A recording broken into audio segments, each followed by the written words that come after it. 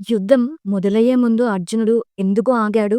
బాణం ఎక్కుపెట్టిన చేతిని ఒక్కసారిగా ఎందుకు ఆలోచించడం ప్రారంభించాడు? ఇదే గీత ప్రారంభానికి అసలు క్షణం. ఈ వీడియో లాస్ట్ వరకు చూడండి. మీకే అర్థమవుతుంది. Hello friends, welcome back to GKL with Satyabhama. So, ఇప్పటివరకు మనం ఏం చూసాం లాస్ట్ శ్లోకాల్లో?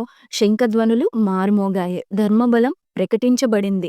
కౌరవుల హృదయాలు కదిలాయి. ఇప్పుడు యుద్ధం మొదలు కాబోతున్న క్షణంలో ఒక గొప్ప మలుపు వస్తుంది. అదే శ్లోకం 20. సో, భగవద్గీత శ్లోకం 20. అదా వ్యవస్థితాన్ దృష్ట్వా ధార్తరాష్ట్రాన్ కపిధ్వజః ప్రవృత్తే శస్త్ర సంపాతే ధనురుద్యమ్య పాండవః హృషికేశం తదా వాక్యమిదమహా మహీపతే. సో, దీని యొక్క మీనింగ్ ఏంటో తెలుసా?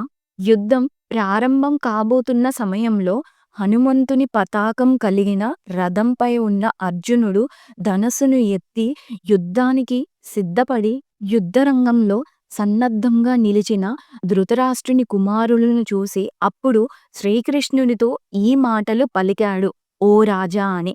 సో, ఇది ఈ శ్లోకం యొక్క మీనింగ్. సో, ఇప్పుడు ఇది మనం సులభంగా చెప్పాలంటే ఏంటో తెలుసా? ఈ శ్లోకం యొక్క మీనింగ్, బయటికి అర్జునుడు యుద్ధానికి సిద్ధంగా ఉన్నాడు. కానీ శత్రువులుగా నిలిచింది తన సొంత కుటుంబమే అని చూసిన క్షణంలో అతని మనసులో ప్రశ్నలు మొదలయ్యాయి. అదే ఆ క్షణం నుంచే భగవద్గీత ఉపదేశం అనేది స్టార్ట్ అవుతుంది. ఇప్పుడు మనం ఈ శ్లోకం లైన్ బై లైన్ ఎక్స్‌ప్లెయిన్ చేసుకుందామా? సో, ఫస్ట్ లైన్ ఏంటి? అదా వ్యవస్థితాన్ దృష్ట్వా ధార్తరాష్ట్రాన్ అంటే ఏంటో తెలుసా? అధ అంటే అప్పుడు, వ్యవస్థితాన్ అంటే సన్నద్ధంగా నిలిచిన, దృష్ట్వా అంటే చూసి, ధార్తరాష్ట్రాన్ అంటే ధృతరాష్ట్రుని కుమారులను. సో, దీని యొక్క లైన్ అర్థం ఏంటో తెలుసా? అర్జునుడు యుద్ధానికి సిద్ధంగా నిలిచిన కౌరవులను చూసి. సో, దీని యొక్క భావం ఏంటో తెలుసా? ఇది కేవలం శత్రువులని చూడడం మాత్రమే కాదు, తన సొంత బంధువులను యుద్ధరంగంలో చూడడం. సో, నెక్స్ట్ లైన్ ఏంటి? కపిధ్వజః. సో, కపిధ్వజః అంటే హనుమంతుని చిహ్నమున్న పతాకం కలవాడు. ఎవరు అతను? అర్జునుడు.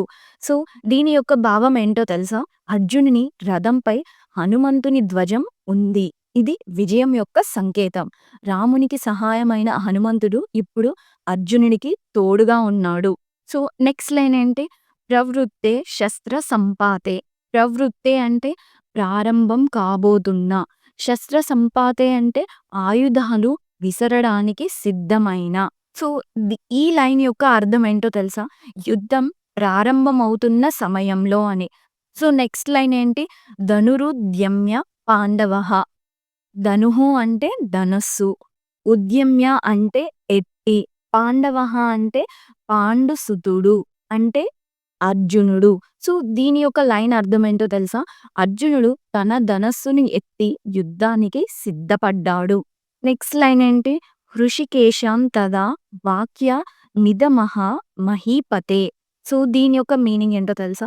హృషికేశం అంటే శ్రీకృష్ణునితో, తదా అంటే అప్పుడు, వాక్యం ఇదం అహ అంటే ఈ మాటలు అన్నాడు, మహీపతే అంటే ఓ రాజా.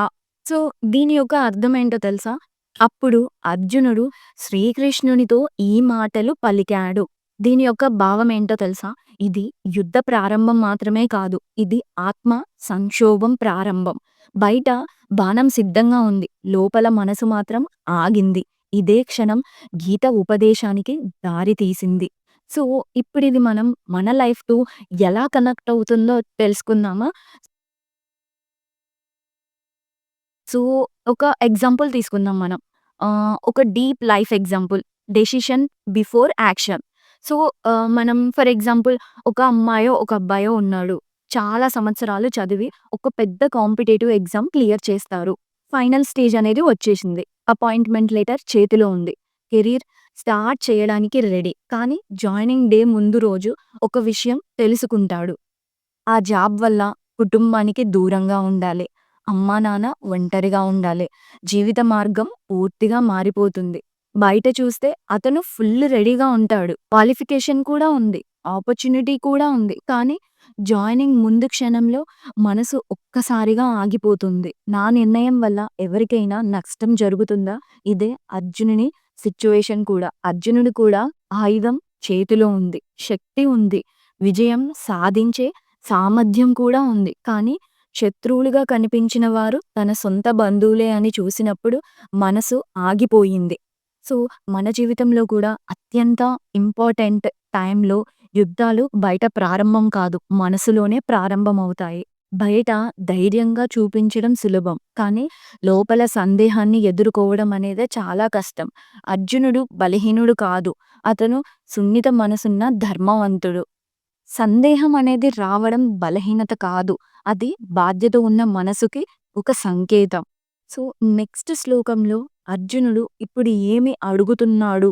ఎందుకు యుద్ధ రంగాన్ని మధ్యలో నిలిపివేయమన్నాడు? అది మన తర్వాత శ్లోకంలో చూద్దాం. సో, ఫైనల్లీ ధర్మంతో ఉన్నవాడికి సందేహం రావచ్చు. కానీ ఆ సందేహమే జ్ఞానానికి ఒక ద్వారం అవుతుంది అని మనం గుర్తుపెట్టుకోవాలి. ఇలాంటి గీతా ప్రయాణంలో నాతో కలిసి ముందుకి సాగాలంటే please subscribe to my channel. జై శ్రీకృష్ణ.